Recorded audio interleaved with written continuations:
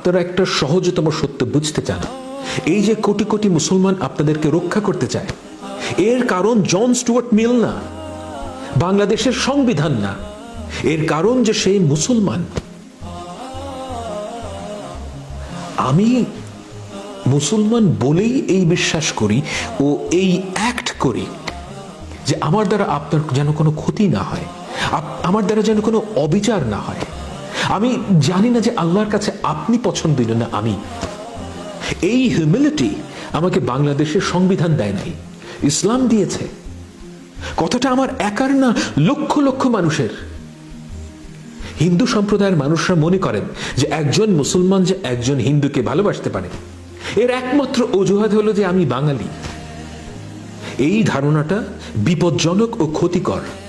আমি যে মুসলমান হওয়ার কারণেই আপনাকে ভালোবাসি, এই চিন্তাটাই আপনাদের মাথায় আসে না।